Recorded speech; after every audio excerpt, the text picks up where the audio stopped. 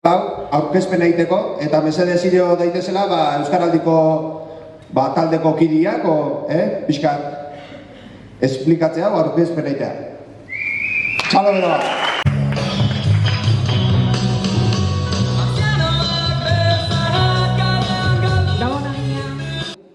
Gabon denoi, plazerra da egia esan euskararen eguneko bueltako gala hontan inbeste euskaltzale juntatzia.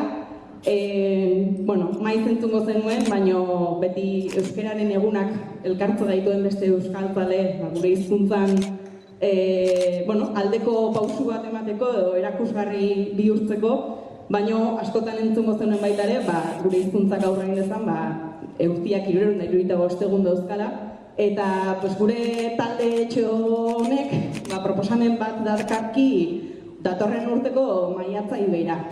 Hain justu da Euskaraldia. Unezkio ja, batzuk behintzat entrenatuta daude, ez da nobedadia ekimen hau, ja 3 edizio egin dazkau eta 4. bate ekingo dio datorren urtean.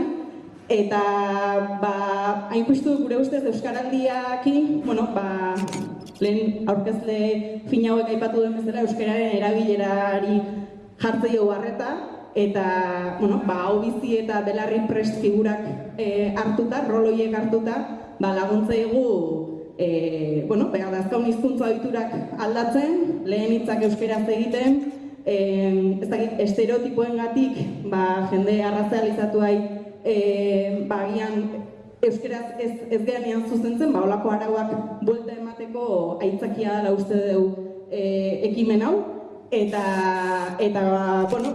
aurrekoan egin genuen lehenengo bilera bat, eta pixka bat iruditzen zitzaigun interesgarri nola ekimen honek berriro euskararen erabileraren gaia jartzen duen maiatzean bertan, urteko beste momentu batean, euskararen egunetik kanpo, beste momentu batean, euskara ere sustatzeko, ezta?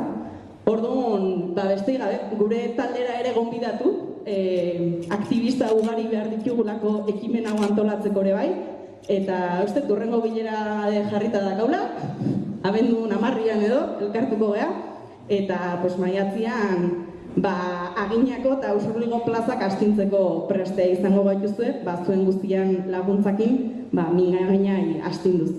Osake, gure gonbidapena horixe,